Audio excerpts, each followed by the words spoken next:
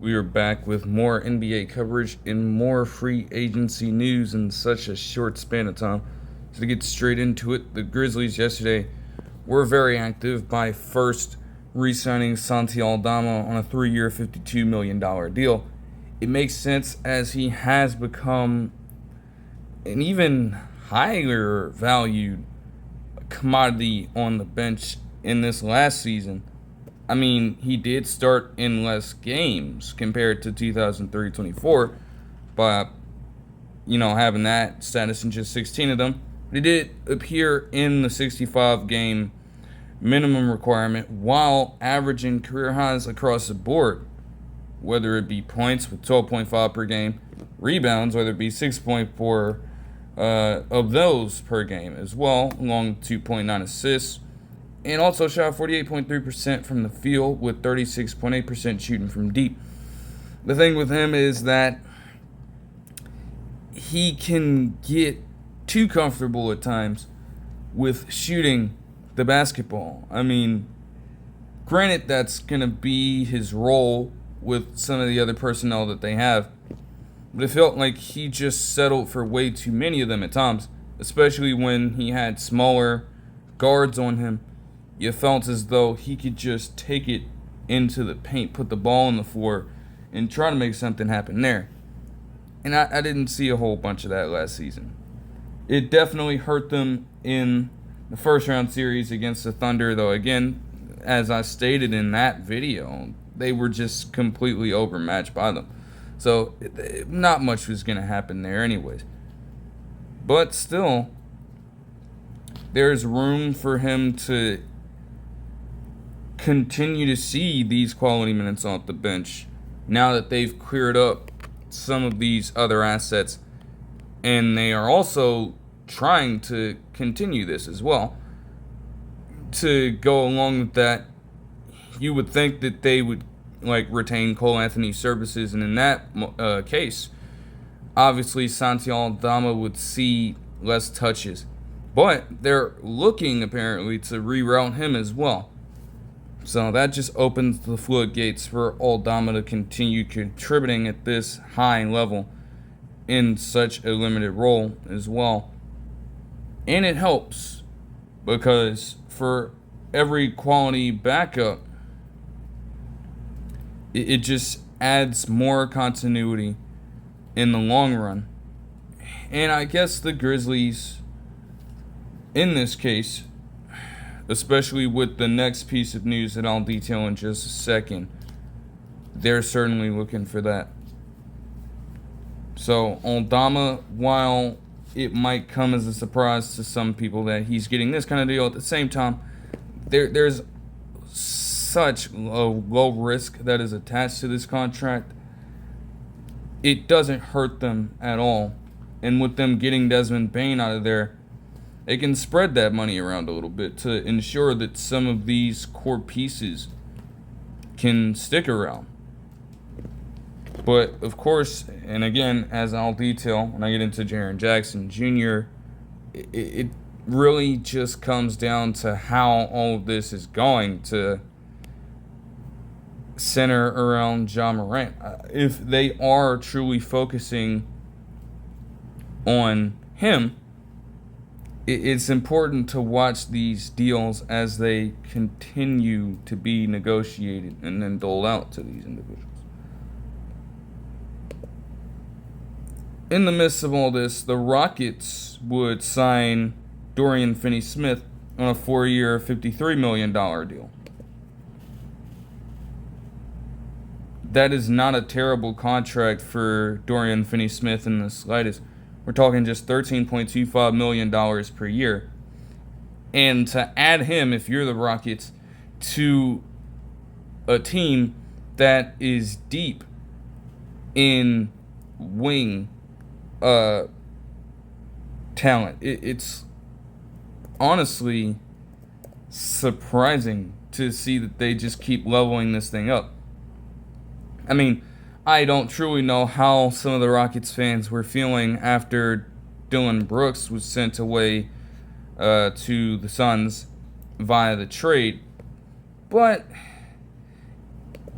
hey, Dorian Finney-Smith does the same thing that Dillon Brooks does, without, most importantly in my opinion, any of the antics.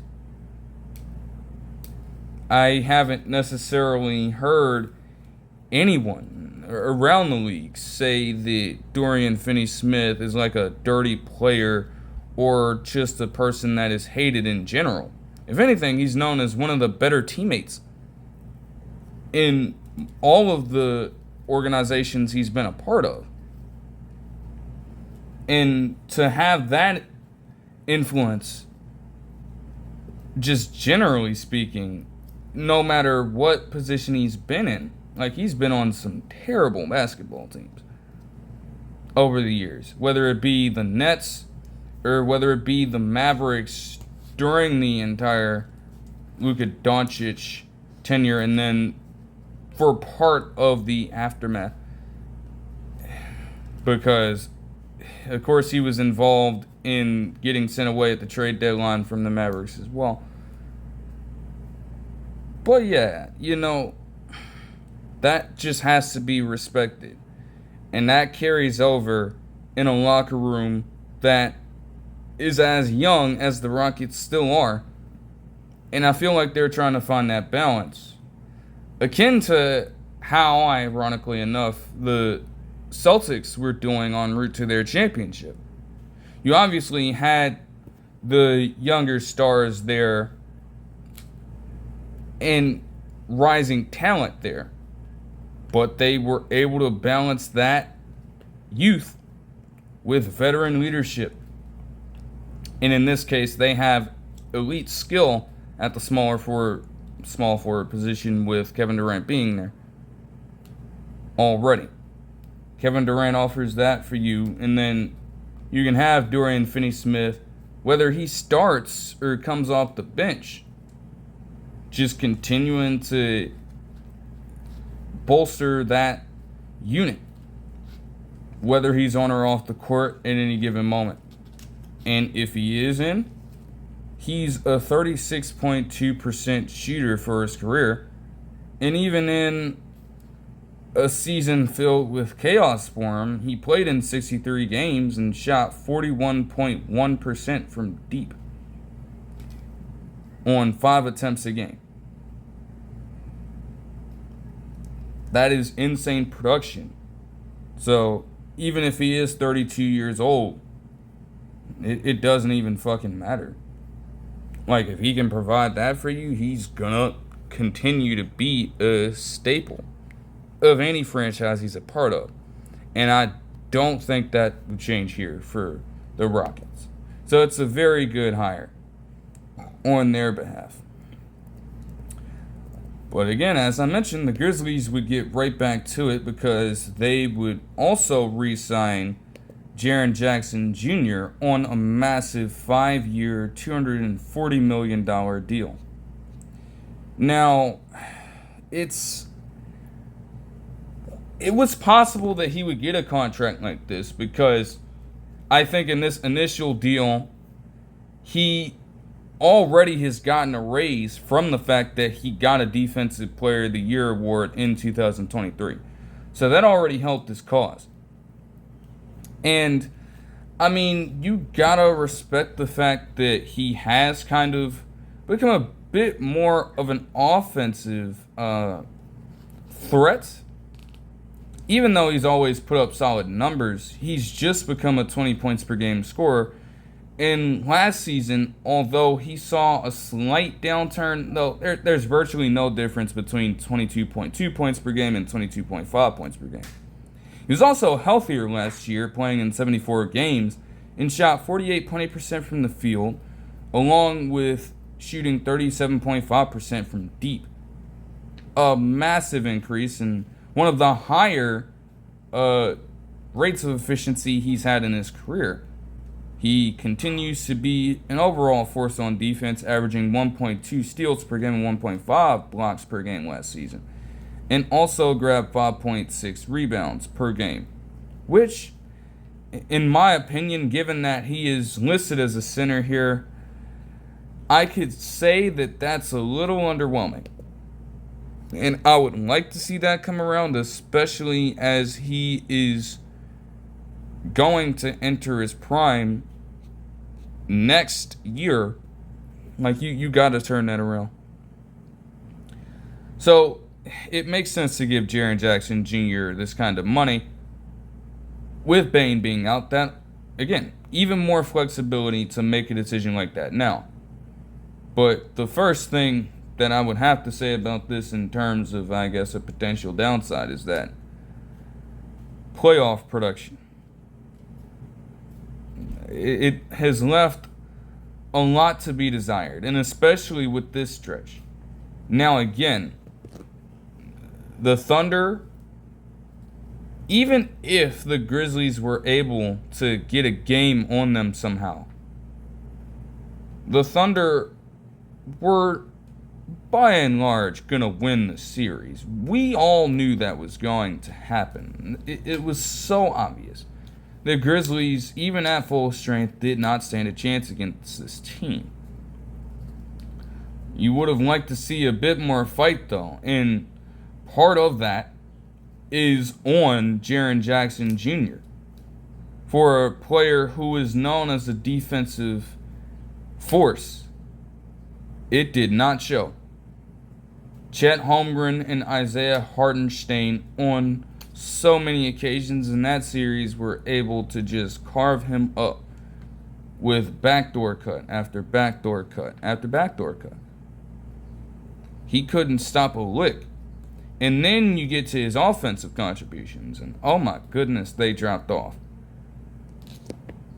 Just, once again, all across the board. Like, 16 points per game is, albeit okay, but the way he got them just displayed a complete and total struggle through all four of those games. He shot just 37.9% from the field, and also 27.3% from deep. I don't give a fuck if you're a stretch five or a traditional center. Shooting far below, like, if you are in that position, you want to always be trying to shoot over 50% from the field. And especially when it comes to shooting around the rim, you want to be somewhere over 55. And you don't even manage to crack league average shooting as a center in this stretch of time. That's unacceptable. And he has, across his entire career, been a playoff dropper in terms of overall numbers. So I just look at that as just a terrible sign. There's obviously value in this, and he's always going to be able to contribute to wins, especially with his overall talent as a two-way stretch five, essentially. But the Grizzlies have to try to go on longer runs in the playoffs. And it is partially on him. But it also is on Ja Morant, and that is my next point on this. What could this possibly mean for him? Does he try to ask for more? What exactly is his value in terms of per year salary compared to Jaren Jackson Jr.? Because while it can be argued that Ja Morant is the face of the franchise, and I don't think many people would dispute that either, at the same time, there isn't a lot that he has to show for it. The past 3 years, in and of themselves, have been tumultuous as fuck. While Jaren Jackson Jr. is a player that doesn't even have those off the court issues like that, which helps the cause. And through all of the struggles, while Ja Morant was doing all this stuff, Jaren Jackson Jr. had to take the brunt of this on and be there in the flesh for one of the worst seasons the Grizzlies have had in decades to this point. Also, there have been multiple points last season where people question whether or not they were running the offense through Ja Morant or trying to run the offense through other players as well. Like, Ja Morant obviously gets majority of the touches, but with this new head coach in now, it seems like that sort of shifted toward the end of the season, and that was a real cause for concern. So, we'll have to see what the Grizzlies do, but do they value Ja Morant enough to give him a deal that corresponds with this? Or are they willing to move on from him and try and build this roster around Jaren Jackson Jr. instead? It's really all about perspective in how they look at this. But Jaren Jackson Jr. is deserving of the contract. Don't get me wrong. Those two things right there are legitimate questions in response to their finalized deal. Yesterday, as they had the official show on for this free agency period, news would break that the Nuggets would trade Michael Porter Jr. and an unprotected 2032 first-round pick to the Nets in exchange for Cameron Johnson. And I think it is a great move for the Nuggets especially. But it's also not bad return for the Nets.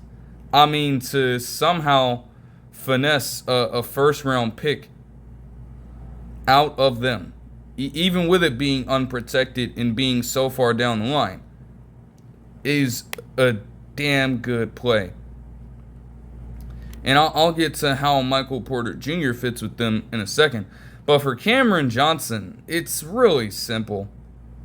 I mean, Cameron Johnson, when it comes to three-point shooting, will serve the same role that Michael Porter Jr. does. And hell, I believe they came out of the same draft class, if I'm not mistaken, because they were both drafted in 2019. So he's a little older because he was one of the oldest players in that draft. But it's not by such a wide margin that there's a grave drop-off in overall talent. And for what he does, he's truly one of the best sharpshooters in the game. But not only that, he has emerged as a two-way presence. He balanced this out with great defense overall, which is something that in his entire career, Michael Porter Jr. has never provided. Whether you have Cameron Johnson being a help defender at times, and especially a perimeter defender, there aren't too many wings that we can say are much better at that role than he is right now. He will be going on 29 years old, but, well, he is 29 years old. But this past season in Brooklyn, he did average 18.8 points per game on 47.5% shooting from the field, along with 39% shooting from deep. And he also grabbed 4.3 rebounds per game while dishing out 3.4 assists per game. Now,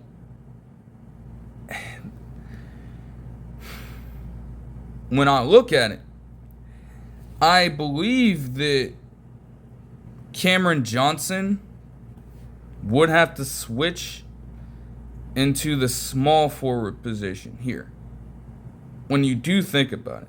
Because you have Aaron Gordon at power forward already. I don't necessarily know. I mean, there's a chance that Aaron Gordon could switch over as well, and that's the thing. Even though he is listed as an official power forward, Cameron Johnson has that portability to where if you need him to slot down to the 3, you can very well do that. And Aaron Gordon can too. So with Adelman taking on the full-time reins here, they can play around with that a little bit. He's got the length, standing at 6'8", and has decent size at 210 pounds to keep up with other players that he's guarding. There's no question about that. I don't think that he would get as high as 18.8 points per game, but you're essentially getting a near 40% shooter from the field that will also hustle his ass off and give you exceptional defense. And though his role in Brooklyn was to be one of the main stars, really because they didn't have anybody, running this offense through Nikola Jokic and Jamal Murray is going to make it to where he's not going to be a player that commands the ball a ton. Even Aaron Gordon will see more isolation touches than Cameron Johnson will. All he's got to do is shoot on that front. And if you need him to maybe fake out a shot, give you high energy plays in transition, he'll do that too. But it's not going to be a situation where he's just jacking up threes consistently if he doesn't have the shot. He'll make the right pass if he needs to. And that's going to go a long way for the Nuggets in this one. So I really like this for their side. As for the Nets, man, it's so tough. Their projected starting lineup involves all of Jaeger Demon, Cameron Thomas, and now Michael Porter Jr. in that small forward role. Nicholas Claxton is still listed there, but we don't know if anything will happen with him or not. Nonetheless, Michael Porter Jr. is going to get all the reins to the offense there. And while it feels like the Nets don't need any more of that with what Jaeger Demon projects to be, and with Cameron Thomas being a well-known shot chucker and bucket getter in his own right, the Nets, I believe, were one of the worst three-point shooting teams in the league. Even with Cameron Johnson doing what he was doing. There's a chance that as they bring in all this talent, Michael Porter Jr. can help them bring along a unit that produces much better in this aspect this season. Although, again, you would like to see him tone down some of the wild shots he fucking takes all the time. I don't know how possible that really is, though. Because, again, you're not incredibly deep in New York when it comes to that specific organization. You just don't have enough depth on that team. So what's truly stopping Michael Porter Jr. from having games where he just gets all these touches and will just take all damn near 30 shots or something like that in a game? There's nothing truly stopping him from that. Yet still, when healthy, Michael Porter Jr. is still a respectable enough player. I believe he was currently in the midst of a contract, if I'm not mistaken. Yeah. He might have been on his last... No. Yeah, no. He's still going to be in the middle of it, so we'll see who exactly is taking it on. I believe that the Nuggets would still eat that on their payroll. So you get him with virtually no cost. unless the Nets are taking it on in this situation. Nonetheless, last season, even though there was a bit of a drop-off, he did average 18.2 points per game, along with 7 rebounds per game on 50% shooting from the field and 39.5% shooting from deep.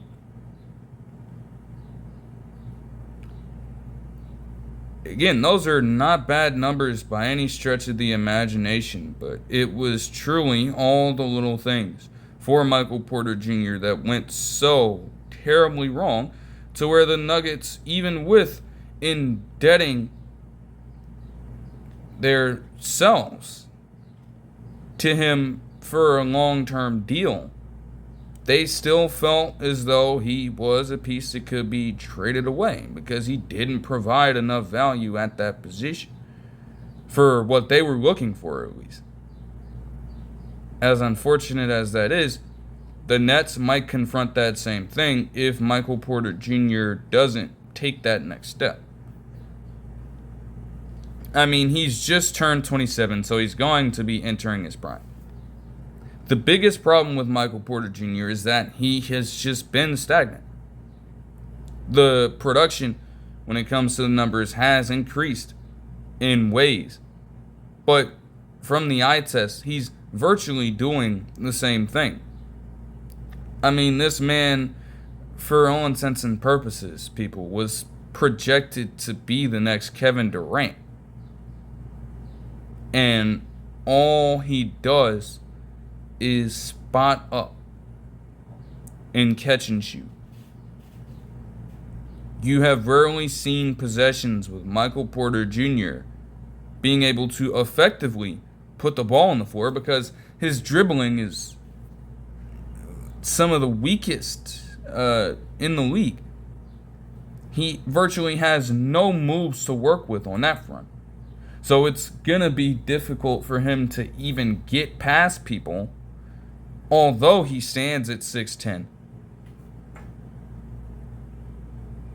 And the physicality, although it should be there, is not, at least on the offensive end. I mean, rebounds, there were a few games where he did get in the trenches to pull down some timely rebounds, and he even managed to get a few double-doubles last season, despite that lack of physicality. But, man, the Nets, I don't know, like, in the long run, if they do keep him long-term, they're going to need him to establish that. It just helps to rally the other people in that organization into some sort of culture, because there is a direction in which they have to go when they start to become a solid basketball team again. I don't know if it'd be with Michael Porter Jr. at the forefront necessarily, given all the assets they acquired in this draft class alone. But if you can have him be that solid piece while being able at times to elevate his role outside of the standard things he does, this will be a trade that pays off for you. It just may still not help you get into playoff contention for the long term, because there are so many other things that they have to sift through in order to make this a winning organization again. But hey, what are you going to do? Yesterday, the Mavericks would sign D'Angelo Russell to a 2-year, $13 million deal. Ironically enough, I'm just coming off of talking about a player who I would say needs to elevate their role. And let's be honest, in D'Angelo Russell's situation, here is a player who is going to be stepping in for Kyrie Irving for at least the first few months of the season. So he will have no choice but to do so. And I mean, let's just say that in that situation, it's been a long time since that has happened. But in the last season, where you could say he was a legitimate starter, and I mean a truly legitimate starter, I'll go back to 23-24. Yeah, a fine season for them in the regular season, with 18 points per game on 45.6% shooting from the field and 41.5% shooting from deep, to go along with 6.3 assists per game. That's not half bad. And if you could have him kind of harken back to that level of production in this role, while Kyrie Irving is out to hold down the fort, that does so much for the Mavericks and puts them far ahead of schedule. The thing with D'Angelo Russell is that there are moments where he plays on the court and literally gets tunnel vision. He will go for minutes on end not knowing what the hell he was doing. Like, this man, across a string of possessions earlier last season, did some of the most asinine things you will ever see on a basketball court, to the point where this man, JJ Redick, had no choice but to call a timeout and almost go ballistic on D'Angelo Russell. Then this nigga gets benched on the ensuing possession. Like, there was a time, I think, of a video that I watched in the past. He was talking about some of the dribble moves that he has in his game. And apparently for some of them, he was inspired by the Drunken Master movie series. And I'm like, hell, honestly, with some of the plays that he makes out there, especially with last season's, like, it was almost something every other game. He legitimately plays like he's fucking drunk. I kid you not. No one person can figure out what the hell he's doing, and not even he knows. And it just hurts the team, gets them in a rut, and eventually they happen to lose the ball game. The fate of the Mavericks season is essentially in your hands, because we honestly do not know the date in January that Kyrie Irving would be set to return. I mean, does he come back in early January? Does he come back in late January? We don't know. But essentially, for the first half of the season, you have to weather the storm and keep the Mavericks relevant in playoff seeding. Because if they fall too far out of it, it puts them at such a disadvantage when Kyrie Irving does come back. They won't necessarily be out of it, because all of the playoff races for the Western Conference over the last 3 years, at least, have been so competitive down the stretch. Literally, last season, it was not decided with some of the seeds in the Western Conference up until the last game of the season between the Clippers and the Warriors. So they'll still have a chance, but you don't want to be one of the worst teams in the league in the first half and then have to put so much on Kyrie Irving's back to try and carry this burden all the way to the playoffs somehow. It just would not be a desirable situation for them. Like, they're going to need him to play efficient basketball.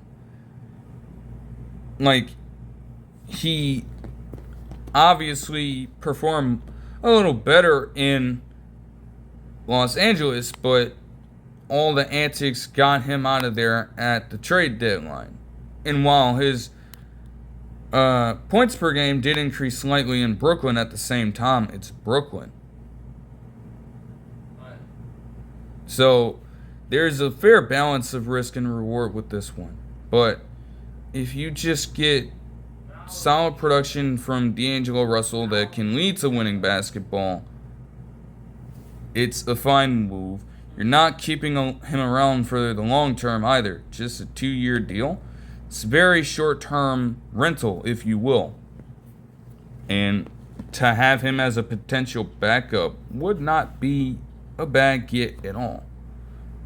If he can lead your second unit when Kyrie Irving does come back, you have something there. That's what is really going to make up the value of this particular signing here. The Pelicans would poach one of the more important but undervalued players for the Warriors in Kevon Looney. Never, as I said this yesterday, watching this, never would I have thought I would see the day where they would allow him to walk.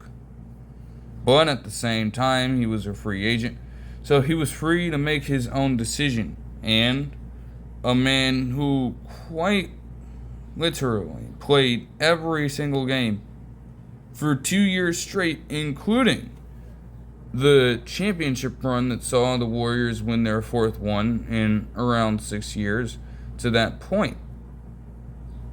Walked to New Orleans for a 2-year, $16 million contract that will see him become a pretty solid piece for that team. He is an undersized center still to this point, but his ability to kind of work around that and still be a physical beast on the glass is crazy.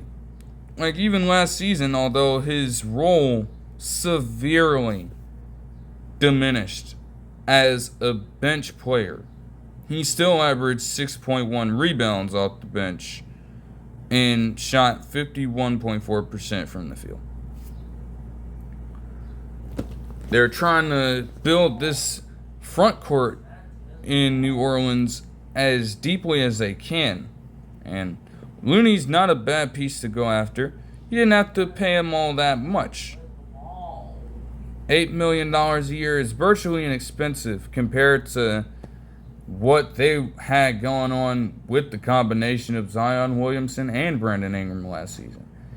But again, with how Kevon Looney's frame is, he will probably get spot minutes at both power forward and center, which again begs the question, what are they going to do with Zion Williamson? Every single signing that centers around his specific position on the court has to be questioned a little bit, and it just adds even more intrigue into what could possibly happen there. So I'm not going to speculate, but I will say that it's a solid move for the Pelicans. For the Warriors fans out there, you hate to see it. You would think that he would be a lifer in this regard. But at the same time, he's more than free to explore his own potential value elsewhere. And, hey, there's a chance that he'll be able to give them some nice rotational minutes. So, that's certainly good for him in this case. The Nuggets would get Bruce Brown Jr. on a 1-year deal. One of the more important pieces of their championship squad in 2023 would be making his well-awaited return, although he never should have gotten moved on from in the first place. Let's just make that very clear. The money didn't end up working out, but they had to have found a way in that moment to keep him there. And honestly, the feeling is mutual there. He had a fine half season in Indiana, but the last half season season and a half, I should say, for him has just been a complete dumpster fire, man. He's just been stuck with the Raptors and the Pelicans. Still putting up decent enough numbers, but somehow not being used as enough of a rotational piece in either of their systems. And granted, with you bringing him back to the Nuggets, you're not going to ask him to be an offensive-minded player with you. You're just asking him to give you that same production he was in Denver. Maybe less of the scoring, but certainly the overall play he offers. The ability to facilitate at times, and certainly the physicality he possesses despite standing at just 6'4". And then that overall defense, especially on the perimeter, is a force to be reckoned with. So if you're maintaining that, there's virtually no problem with this here. And it is a 1-year deal with the chance for them, if they wish, and which they should have done years ago, to extend him if he does well enough for you. The Bulls would re-sign Tre Jones on a 3-year, $24 million deal. And I figured that it would make the most sense to just retain his services. Like, you just got him at the trade deadline last year. And although he was playing off the bench in half of these games, he did put up 11.5 points per game on 57.2% shooting from the field, along with 50% shooting from deep, and also had 4.9 assists per game, with 1.1 steals as well per game. That is not bad production at all, especially for a player with that kind of price tag. They also, when you think about it, didn't have a real incentive to trade him. So you're keeping him. He's still a young player. He's 25. You can still have in him a solid playmaker and facilitator off of the bench. Like, you'll take that on if you're them. You don't lose much by keeping him, so you can afford that. The Bucks would re-sign Kevin Porter Jr. on a 2-year, $11 million deal, invalidating a good number of the theories I came up with regarding his decision to opt out of his player option yesterday. I was talking that hot shit too. But so much can change in less than a full day. And, you know, even though he's not the most efficient player in the world, there is still unrealized potential within him that, if he gets a grand enough opportunity, can be realized. He's just got to want it and keep himself focused and driven as well on basketball. But with the Bucks play at this moment that I am recording, and I'll get into those developments later, but let's just say that now more than ever, they absolutely need his services. There's just no way around it. They desperately need him. So you'll bite the bullet and pay him a low-term deal if you have to. The Lakers would sign Jake LaRavia on a 2-year, $12 million deal. And this one I totally don't understand, because you already have Dalton Connect. Why the hell would you need Jake LaRavia's services at all? Now, don't get me wrong. Any player that's going to take his time from last year and shoot 42.3% from deep deserves a roster spot. But Dalton Connect is a player who is currently a little older than Jake LaRavia, who you should be centering that kind of offensive scheme around. That was the whole point of giving him at 17 last year. I guess, though, again, still, even with Connect being a part of the offense, and with Rui Hachimura and Dorian Finney-Smith even serving as great players in this particular role of spacing the floor, the Lakers were still a team that did not perform all that well from shooting the deep ball last season. So you're just trying to cut the costs as well, because you obviously couldn't afford Dorian Finney-Smith in this situation. Getting a better shooter by the numbers in LaRavia for pretty much $6 million a year, that's a very good low budget buy, I will say. And his defense isn't half bad either.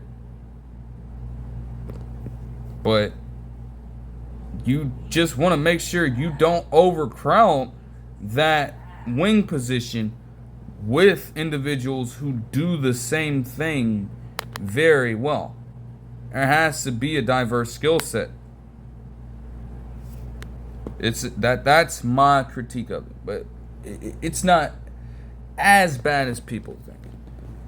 The Clippers would make a very interesting decision in signing away Brook Lopez from the Bucks and getting him on a 2-year, $18 million deal.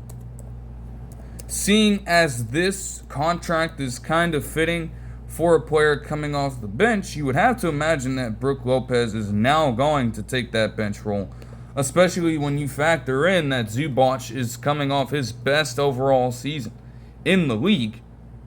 You're gonna continue to ride with him, as they should. He's obviously way younger, entering his prime, I believe. So to continue to level up by learning a little bit of the defensive trade from Brook Lopez isn't gonna be a bad move for them at all. And to go from a player in Zubac who was a dominant force in the paint as a starter to now off the bench whenever he gets subbed in, having Brook Lopez with his overall ability to space the floor and still be a great defender even at 37? Damn, that could make the Clippers incredibly dangerous. And not to mention too, with what I was talking about in the draft recap when they selected Yannick Niederhauser, he is already an exceptional rim runner and rebounder according to his profile. So to have him learn the shooting aspect and improve on that with the mentorship of Brook Lopez, you can't get much better than that. He literally turned his career around from a traditional center and back to the basket style of player to a spacer of the floor. He went through that progression and transformation firsthand. There is no better person to pick up on that from than him. So for the present and the future, the Clippers at that center position could have quite the luxury at hand if they execute this correctly. Because, oh my goodness. The Grizzlies would re-sign Cam Spencer to a 2-year, $4.5 million deal. I think he was just on like a very short-term contract. I think he was getting paid in the $100,000s. That's how little his deal was of value at the time because he was a UDFA. But I guess they saw enough in him in the short amount of time that he played to where they're ready to bring him on to the NBA full time and I guess have him as a solid contributor off the bench. The Rockets would sign Clint Capela to a 3-year, $21.5 million deal. After 5 mostly uneventful seasons in Atlanta outside of their 2021 Eastern Conference Finals run, he returns back to where he started out the first 6 seasons of his career and contended for multiple long playoff runs in Houston, although they all fell flat on their face. He has, for his entire career, been a great defensive presence and a consistent double-double threat, averaging 12 points per game and 10.5 rebounds per game for his entire career. Though last season saw, for the first time in pretty much 8 years where he did not record double-digit points or rebounds per game, averaging just 8.9 and 8.5 respectively. Now, that can be attributed to the fact that his role, although he did start in 41 of these games, his output was not comparable to what Onyeka Okongwu was doing at a younger age at the time and as a burgeoning star on that team. And as he continued to progress throughout the season, Clint Capela kind of faded into the background, saw less and less minutes in the rotation overall, and honestly, he would be in a situation where under Quinn Snyder, he would kind of phase out of that offense as well. Even though he's a more traditional center and provides that value, Onyeka Okongwu has much more upside at this point. And with what they were asking Clint Capela to do, it kind of hurt Okongwu's development in a sense. So now the Hawks, with allowing Clint Capela to walk, can allow Okongwu the space he needs to continue to improve his game. And for Capela, I don't think that he... honestly, I mean, they have a very interesting front court when it comes to their center position. You have retained Steven Adams' services, and you have now brought in Clint Capela. I don't know who they would start in this instance, but no matter who you start, during the game at some point, you're going to have to confront them both. And for any offense, it is going to be hell trying to score on either of them. So the Rockets, although they have wrapped up this money in some of their core guys, now they're trying to employ the strategy of finding, ways to get these truly impactful players on smaller deals. And this serves as the latest example of that. The Hawks would also lose out on retaining Caris LeVert's services, as he would sign with the Pistons on a 2-year, $29 million deal. Initially, when I saw it, I had to double take because I wasn't necessarily sure if I had seen it correctly. But I was, in fact, right about it. And it makes sense for them, the Pistons, to get him. I mean, given everything that is going on with Jaden Ivey right now and the fact that he's returning from injury, to have a bench piece like Caris LeVert, who offers a shooting profile that Jaden Ivey doesn't possess right now, that's certainly going to pay dividends for them. Now, they have a lot of wings that can do part of what Caris LeVert does, but LeVert also excels as being able to create his own shot and be that six-man presence if you need him to, which is a stark advantage over all of the wings they have in that locker room, whether it be Isaiah Stewart, whether it be Tim Hardaway Jr., or whether it be Malik Beasley. And that was my next point as well. Apparently, Malik Beasley was in line for a 3-year, $42 million contract extension, and it's on pause right now, given the allegations and the case that he is now a part of as investigating is underway on behalf of the U.S. District Attorney's Office. So, I do think, to an extent, that this move to get LeVert has some tie-in with that. If Malik Beasley is not found guilty of anything, then you can likely bring him back with a respectable deal and still have him and LeVert off the bench, being able to add even more firepower to that second unit. There's no problem with that whatsoever. However, if he is found guilty and has to face punishment, by bringing LeVert in, you now have a contingency plan at that shooting guard position off the bench. And that wouldn't necessarily hurt them either. The Spurs would sign Luke Kornet to a 4-year, $41 million deal. I don't know why the fuck they did this shit. I could not tell you. I have no idea. Like, he offers the size off the bench.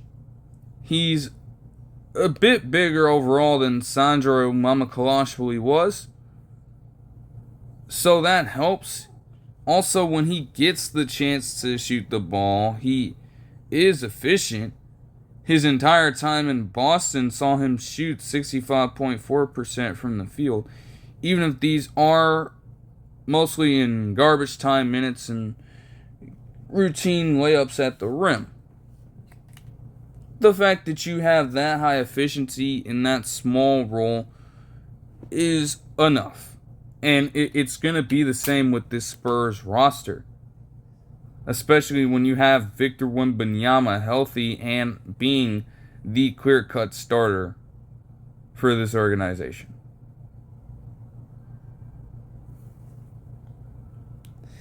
But $10.25 million a year for that? I just don't. I mean, the Spurs kind of have the capital necessary to make a deal like that happen, but for that deal for Luke Kornet is crazy. The Grizzlies would poach Ty Jerome away from the Cavs and sign him to a 3-year, $28 million deal.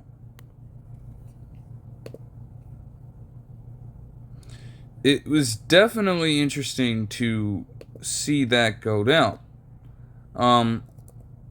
Again, like I mentioned, they would reroute some of the previous players that they have acquired. And so bringing in Ty Jerome, a player who off the bench last season ballooned up to 12.5 points per game and 3.4 assists per game on 51.6% shooting and 43.9% shooting from deep. Getting him for the low like that is exceptional value. The Grizzlies just pulled off a steal. I mean, I don't know what else to say about that. Now, I don't necessarily know if he'll start. He probably could in this situation. Maybe you keep him in the bench role, and even then, having him as a sixth man compared to some of the other guys that you've acquired, you like those odds tremendously if you're willing to pay him that kind of deal. The real intrigue comes from what they plan to do with some of their other shooting guards. I mean, at this point in time, at least. I'll get into it later. Luke Kennard was still there, and as I'll detail later, he no longer is. So that clears up even more space for Ty Jerome to do what it is that he does. And a lot of guards in this stretch would get deals. Following that, the Hawks would sign Nickeil Alexander-Walker to a 4-year, $62 million deal and trade a 2027 second-round pick in cash to Minnesota. I mean, for the Hawks to lose out on Caris LeVert to free agency and then get him back, a younger player who will be entering his prime in September and offers you a little bit better shooting from the field than Caris LeVert does while not commanding that kind of offense at all, is an expense that you're willing to take. Like, no, he's not going to be a player that can lead the second unit, but at the same time, if you need him to shoot you some threes, in a game while also being able to, off the bench, guard at least 1 through 3 on any given lineup because of his size. That is an exchange that you were willing to make. And to get a second rounder over for him is proper value. You know, he's not a player that's going to command a high-level pick like that. That's understandable. I guess the cash makes sense as well in Minnesota's case.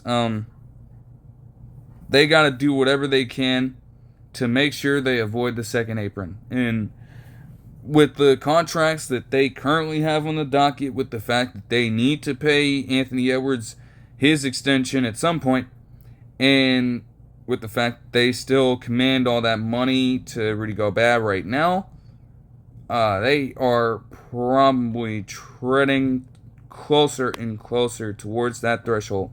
So doing anything you can to avoid it and at least stave it off is a good idea in their situation. The Magic would sign away Tyus Jones from the Suns to a 1-year, $7 million deal.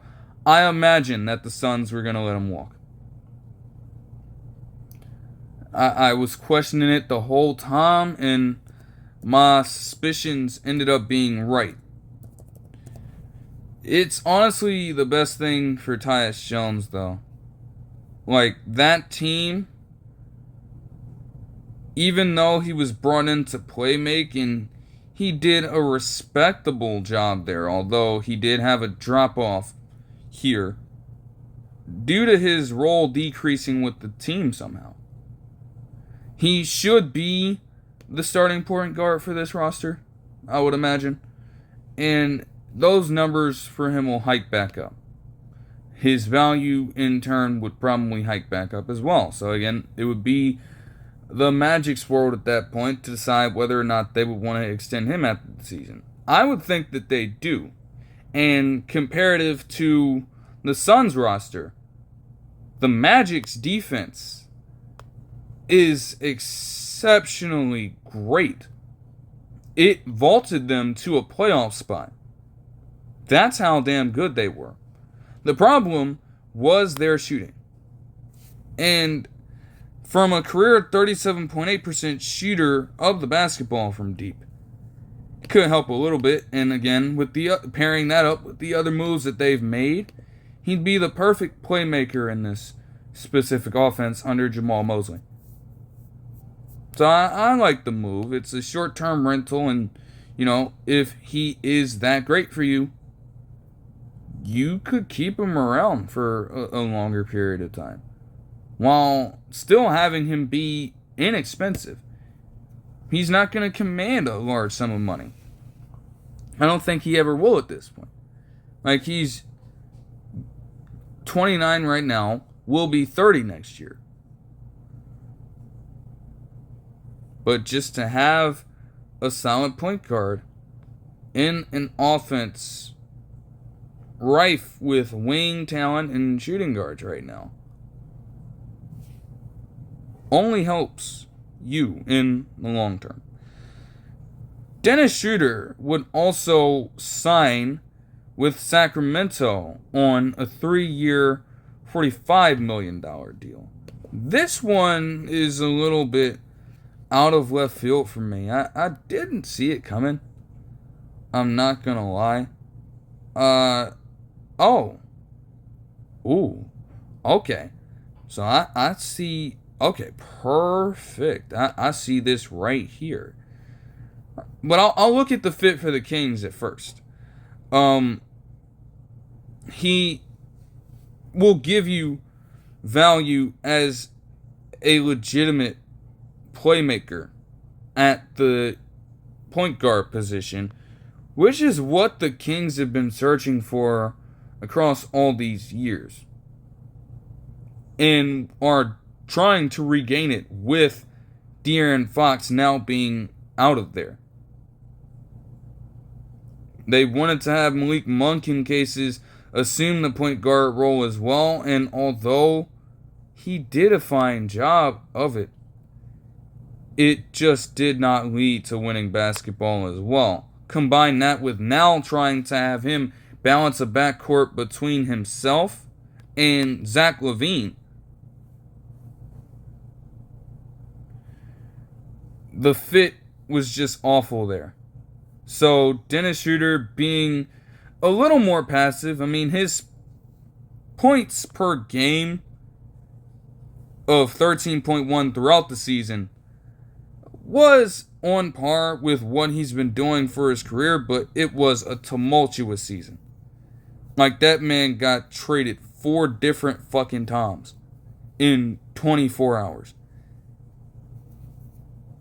Just no, man.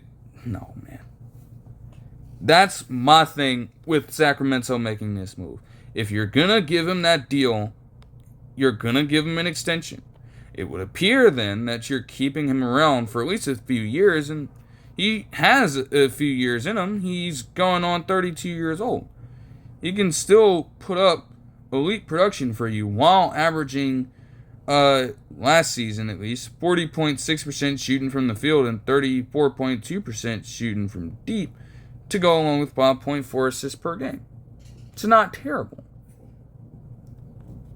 Bring him in. Let him stay on that roster and allow him to be that playmaker, taking the pressure a little bit off of Domantas Sabonis in that specific element of the game. And allow him to flourish with this team. Don't give him this deal, don't sign him, and then just oust him during the middle of the season. If at the first sign that something isn't going right in that organization throughout the regular season. Like, nah. You can't do that, bro. But with what I'm seeing here, there's a little more clarity, at least, as to why this is happening.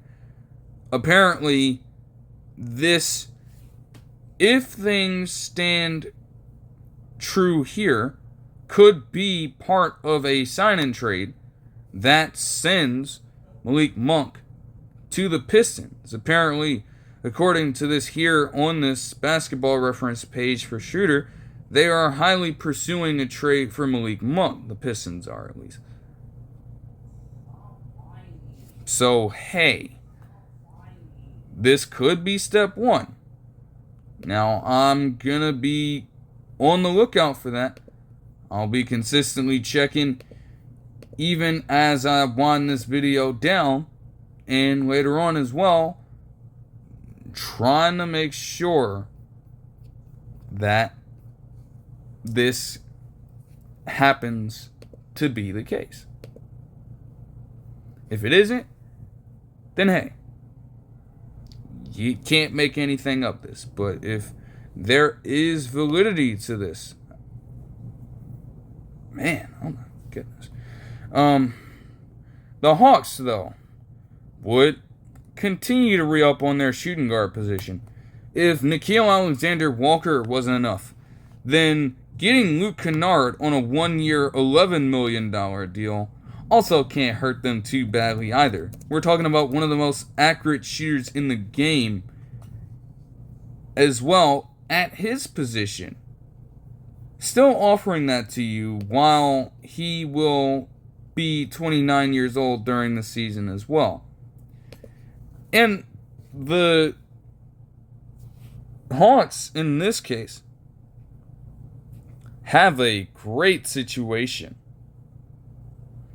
Like, you're going to have him come off the bench as well, because while I was thinking of the notion that Luke Kennard could potentially start, at the same time, like, your lineup, honestly, would be Dyson Daniels and Trae Young in the backcourt. You could interchange either of them as a point guard or shooting guard because they both have those qualities. And they complement each other very well. You still have Jalen Johnson there. You still have Onyeka Okongwu there as well. And, man, they are just trying to incorporate as much depth into this roster as they can. Like, wow. Oh my goodness. That is insane to think about.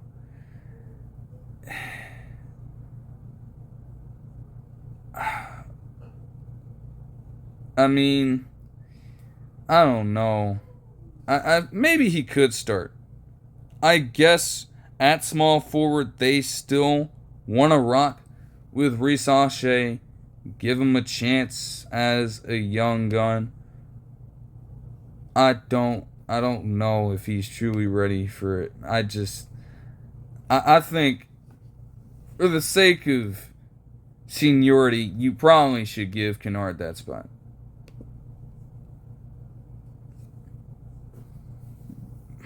And it's tricky because if you do that, then you might be putting Reece Shai's development at high risk.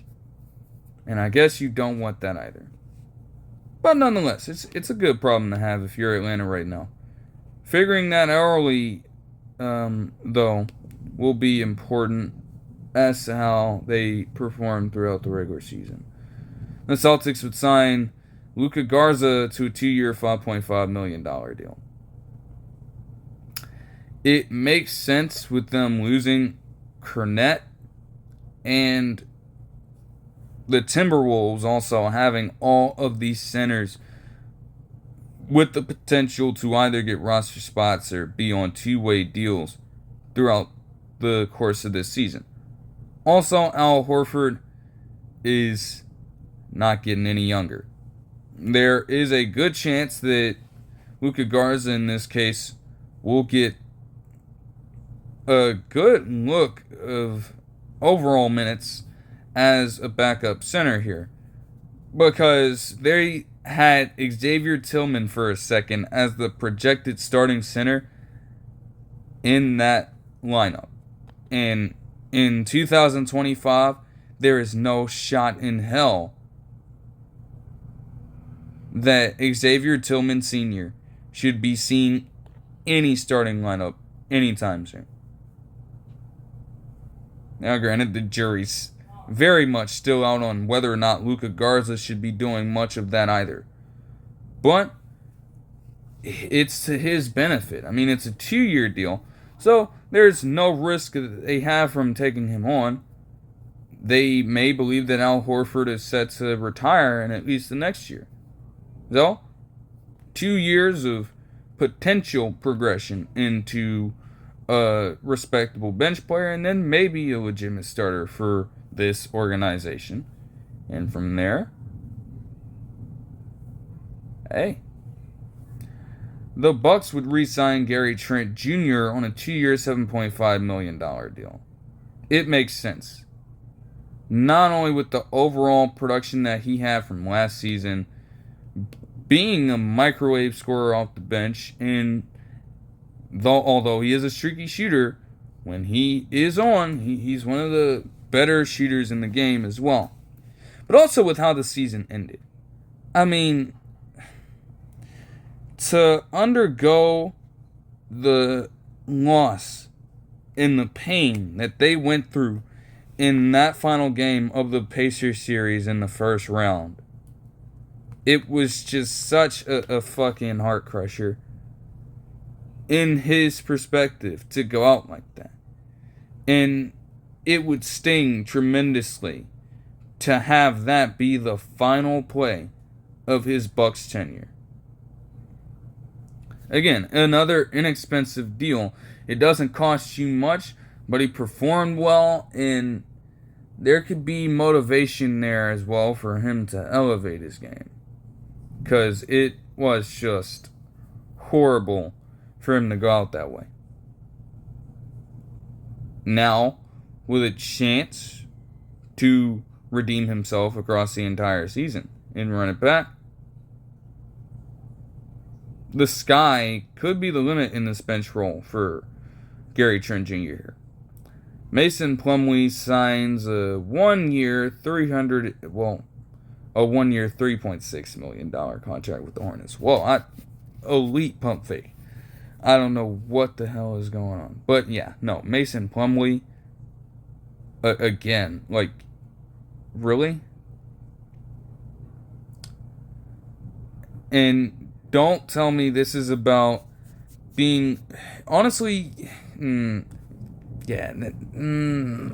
I guess he could be a bridge player in some sense. But he's not going to be a mentor. What the fuck could Ryan Kalkbrenner possibly have to learn when it comes to skill on the basketball court? What is it that he could possibly learn from Mason Plumlee? Seriously. Like, Kalkbrenner comes in as a player who already is damn near better in most aspects than Mason Plumlee ever was throughout the entirety of his fucking career. So, while he may have games early in the season where he takes the pressure off Kalkbrenner as a starter, I would honestly expect Ryan Kalkbrenner to be the starting center by the end of this season going into the next season. And I think the Hornets look at it this way too. It's a short-term deal. The Bucks would also re-sign Taurean Prince on a 2-year, $7.5 million contract. At a time in the regular season, he was the most efficient shooter in the NBA by field goal percentage from deep. Now, that did drop off towards the tail end of the season, but in his role, he is still a solid two-way player who doesn't command the ball on offense. And it would help them as they continue to try to keep Giannis under wraps to have a little bit of familiarity in this lineup, at least, where you can get it reasonably. The Suns would sign a player from, let me get this right, because this is definitely an overseas team, Fenerbahce FC, player Nigel Hayes-Davis, to a 1-year deal with them. Now, I'm not gonna lie, I have not consumed overseas basketball in that capacity, so I would not really have a good idea of who exactly he is. However, from what I'm seeing here, he is already 30 years old. I guess he was one of the more accomplished players over there after coming out of Wisconsin, getting undrafted, and spending his time there. He's got a decent frame and a 6'8" power forward with 227 pounds on him. If you have enough skill on you, should be able to contribute well. But they're certainly going to need a lot of defense from him and a lot of spacing. Two things that did not go smoothly for the Suns at all last year. If he can't provide that, then I guess they'd be able to let him walk. Because again, this is not anywhere near a long-term deal. However, I guess my concern would be that there's obviously going to be a vast difference in general contribution from a Turkish league, I believe, to the NBA. And with his progression, you could say that he's already been maxed out in his abilities. So if he's not adept at those qualities you need from him, he never will reach that point. And that's the scary part of this. But again, there's a fair amount of balance and risk. Well, there's a fair amount of risk and reward here. It's not the craziest thing in the world, but you just gotta be mindful of that. Earlier, the Thunder would sign Shai Gilgeous-Alexander to a 4-year, $285 million contract extension, Supermax, making him the highest paid player in NBA history with a $71.25 million per year salary. For whatever reason, I was looking at the progression of events since yesterday and thinking that Shai Gilgeous-Alexander wouldn't turn it down. At the same time, I couldn't have been more wrong. Like, get yours, man. I have no deeper comment on it from that standpoint. Like, he literally just pulled off one of the greatest seasons ever. He's going to enter his prime this month. So you know he is on cloud nine right now. It is nothing short of well-deserved for him.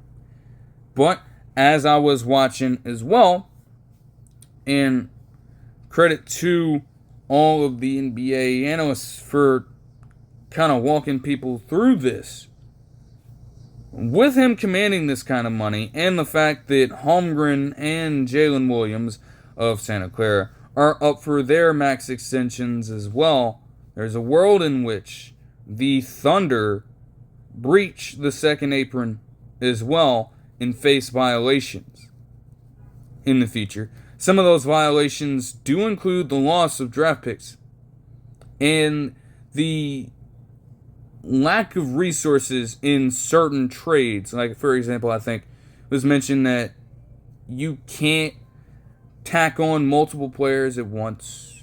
You can't use mid-level exceptions and other sorts of penalties like that. Now, in the Thunder situation, they have all the damn draft picks in the world. So, it feels like if they can build something dynastic, if they can get 2-3 NBA championships in at least like the next 3 to 5 years, then, I mean, they'll bite the bullet. They have no problem with taking that on if they can find consistent success down in Oklahoma City. But it is something to be discussed. The Bucks would pull off some craziness earlier on. And this is a very important two-part diagnosis of this particular move. They would sign Myles Turner away from the Pacers to a 4-year, $107 million deal. Now, I will just touch on the Pacers side of this real quick. I literally brought up the potential in my recap following Game 7 of the Finals. I brought it up saying that there was a chance in which Myles Turner, being a free agent this season, would walk. And I was quoted as saying that was probably going to be the highest extent of any potential move or loss that they would suffer during this offseason. For all of the criticisms in that particular series that I had for him, he is still a center that provides you with damn near 16 points a game like he did last season, to go on with 48.1% shooting from the field, 39.6% shooting from deep as well. Try this on for size. The two-way presence that he is capable of being is so damn good that he is one of just 3 players in NBA history to have at least 700 three-point makes throughout their career, along with 1,400 blocks total. The only other 2 players in NBA history to accomplish that feat are Brook Lopez and Rasheed Wallace.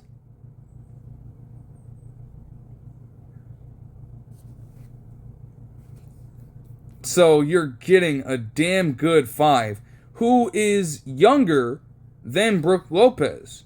at this point. From that perspective, you won. Now, 4 years, $107 million is certainly a lot of money. And as I was watching this break live,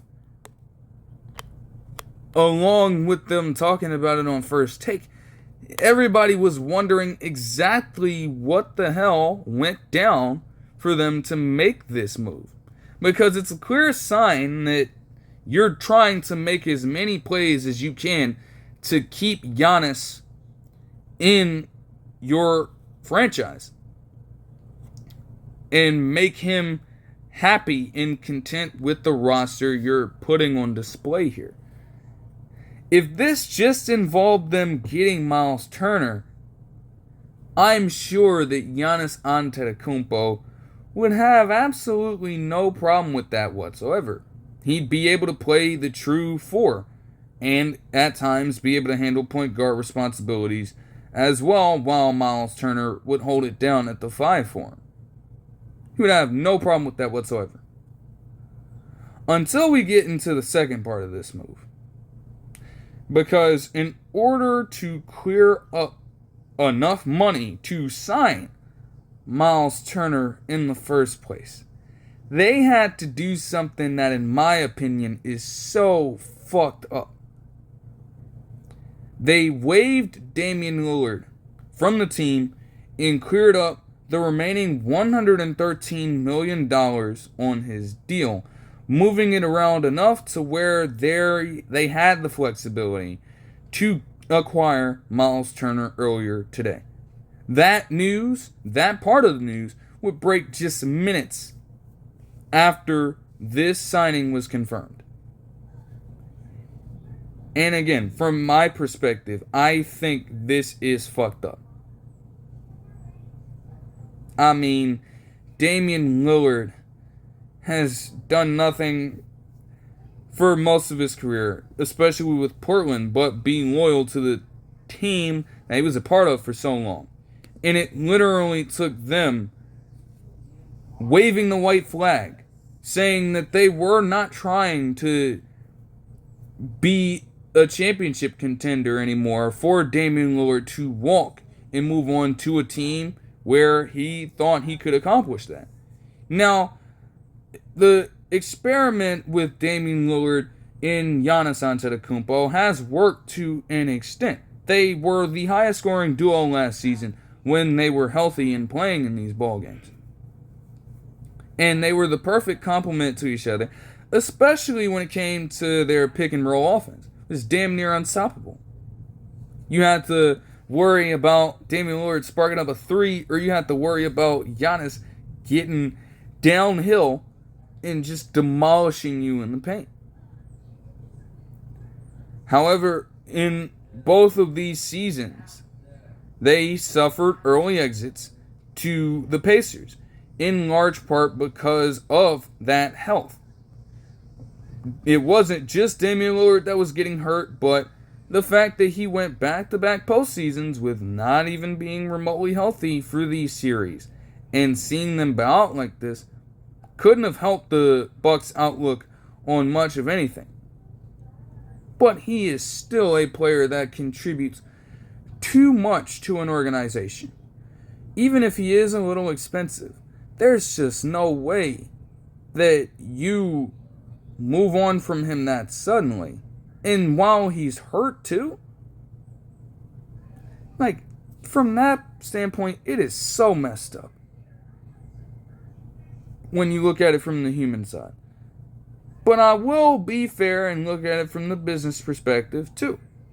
Because you have to understand that aside from Giannis Antetokounmpo, the second most expensive contract on the team would be Damian Lillard by far. Sometimes, especially when you're an NBA roster, or maybe any sports franchise for that matter, if you want to reach the mountaintop in your respective sport, you gotta be willing to make those rash decisions and cut ties where you see fit. It might genuinely not be anything personal with Damian Lillard. This could strictly be seen as a business move. There was no other way for them to get Myles Turner in this situation than move on from the one player who may serve as a quote-unquote liability for them right now, with the fact that he commands that high payroll while not even being active for the next season due to his torn Achilles injury. And getting Myles Turner, although a little expensive in his own right, far less money than Damian Lillard was commanding in the first place, while having him active and ready to go for the season. That could serve as a plus in their eyes, and a far better alternative than being without their star point guard. Still, it's just like, damn. Like, oh my goodness. The Nuggets would make a couple of moves. Firstly, they would trade Dario Saric to the Kings in exchange for Jonas Valanciunas. Dario Saric didn't see a lot of playing time with the Nuggets throughout this season, so it does make sense that they moved on from him. But why exactly would they get Jonas Valanciunas back for him? I guess he is going to be a center that comes off the bench. And when you really look at it, he can still, although he has dropped off tremendously in that aspect, he should still be able to space the floor for you well enough. And he has a little bit of a playmaking game as well, so to be able to bring that off of the second unit could add yet another layer to the Nuggets' bench depth.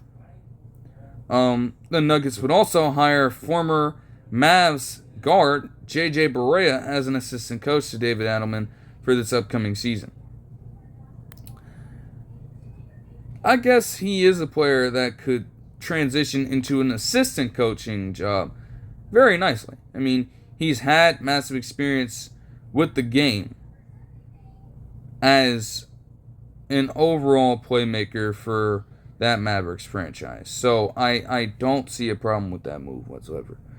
The Knicks would sign away Guerschon Yabusele from the 76ers and give him a 2-year, $12 million deal. It's a very good signing from the Knicks. I mean, you poach him from a division rival, so that's always nice. And you give yourself a good bench piece to use. I see this more specifically as a Precious Achiuwa replacement. Because since he's been a New York Knick, I don't know what it is been with Precious Achiuwa, but his entire value has dropped off. His production has not even been remotely on par with what he's expected to do. And when it comes to him especially spacing the floor with the Knicks, it has not been pretty as well. It has been far from that. Now, he was never going to come in and be a great three-point shooter by any means. But something happened. Because in his very first season in Toronto, following the trade that sent him from Miami to there, he was shooting 35.9% from deep. So how the hell then did he get into territory where he was a below 27% shooter and 27.8% shooting with them last season in less games played? He'll still provide value as a rebounder, but Yabusele does a lot more in that limited role than Precious Achiuwa clearly can at this point. And that's the difference. So he might be out the door. As for the 76ers, it's a fail for you too in this aspect. You couldn't muster up $6 million a year for him. And all because you command that much money to the big three there.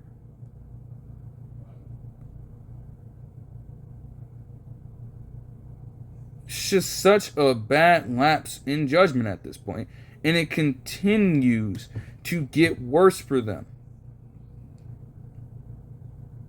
I guess it helps for them to have Johni Broome come off the bench as a potential power forward center, but bruh, Yabusele was a great find after returning to the league from France last season. And you can't even put up a good fight to retain his services because you clearly don't have the money. It's just absolute craziness. The Bucks would make a pair of moves. First, they would sign Gary Harris to a 2-year deal, and he should be able to provide some solid defense no matter where he plays. He's proven that, whether he had his stop in Denver or in Orlando. He's just been very consistent in that regard.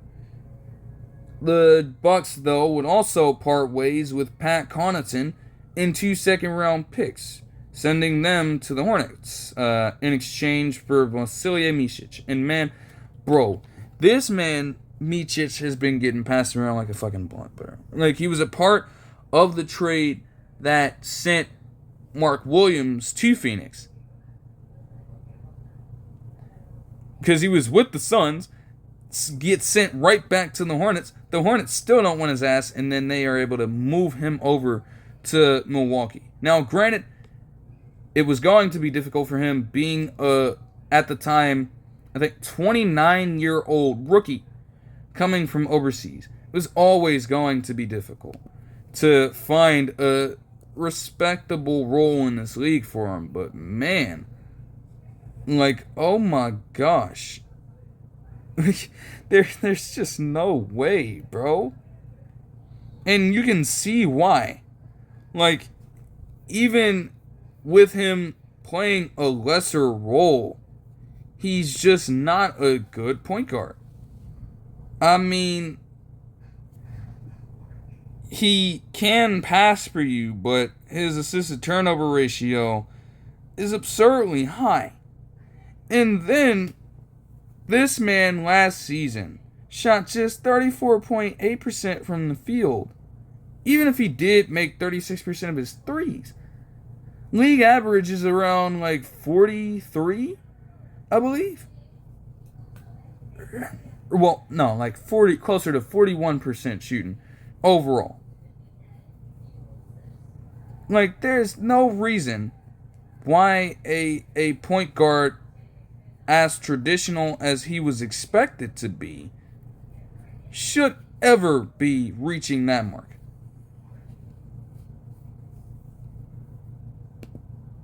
It's just crazy, man. Like, I guess it might give them someone who could be deemed as a traditional point guard off the bench, but like, what does that really do if he's not even as effective as he should be? And then for the Bucks side of this, if you thought that Giannis is going to be content with having Damian Lillard off of the team, which he was not,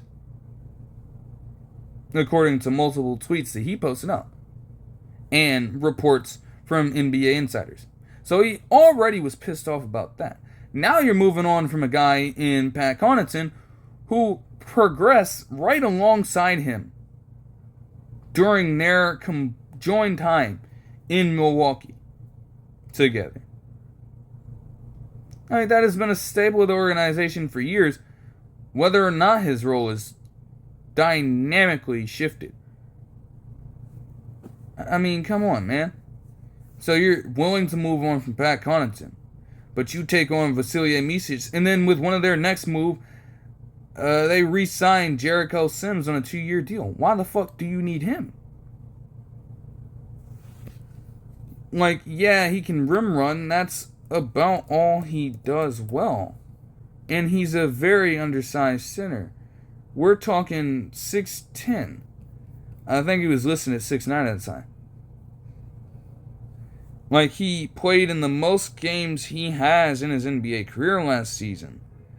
And was a decent shooter given his role. But still, he's just not a player that moves the needle like that for you to retain him for the long term over a guy like Pat Connaughton who's been there.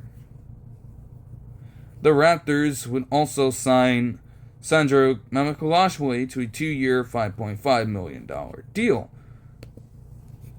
I mean, it's a pretty interesting one. I'm not going to expect him to come into Toronto and have that one game where he had like 34 points on ridiculous shooting for any center from the restricted area, from deep. He went off in that one game. I don't expect that here. But at the very least, a younger player who can provide you with solid production off the bench and a change of pace as he can shoot the ball a little bit, comparative to Jakob Poeltl being your prototypical big man. That's a good trade-off. So, that's good. Yeah, this 34-point game he had against New York, shooting fucking 92.9% from the field and 100% from deep, bro. Like, that shit is not happening here. Do not expect that if you are a Raptors fan. Don't get your hopes up, bro. Don't do it. I'm telling you right now. If you fall for that, oh my goodness. But yeah, no, he'll be a respectable enough player. All right, we go and do one final sweep of potential moves before capping this one off. I just have to do it. The Celtics would sign away Timberwolves reserve forward Josh Minott, and they gave him a 2-year, $5 million deal.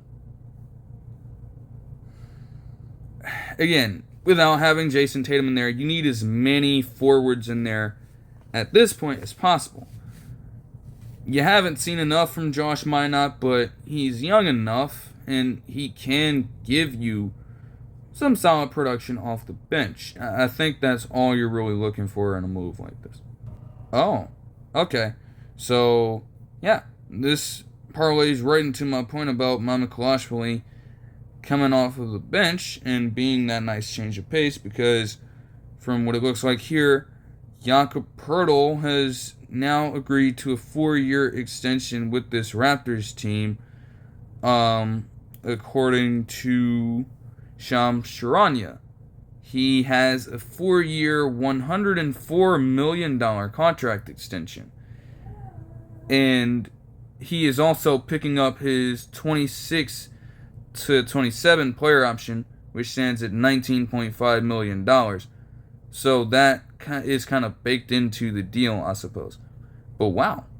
4 years, $104 million. That is a massive amount of money for Jakob Poeltl. I think you gotta respect it, though. And with giving him that kind of money, also recognizing what they are trying to do, there have been rumors around some of their other players, more specifically RJ Barrett, right? They're looking to move on from him. And so, with that going on, the money is cleared up then for them to be able to make a move like this. And he averaged career highs last season. We're talking 14.5 points per game to going on with 9.6 rebounds per game and 2.8 assists per game, with 1.2 steals as well, on 62.7% shooting from the field. Even though the traditional big man might be dying down a little bit, his value to this organization is just too much to quantify. And so giving him a solid starter level contract at $26 million a year, as he is right in the middle of his prime, it is not a terrible idea to lock him up for this. It's not. It's not. You respect that one. I'll give him that. anything else? As it stands right now, no. But there's certainly more to come. That'll do it for this one, though. I hope you guys enjoyed the video, and I'll see you guys in the next one. Peace.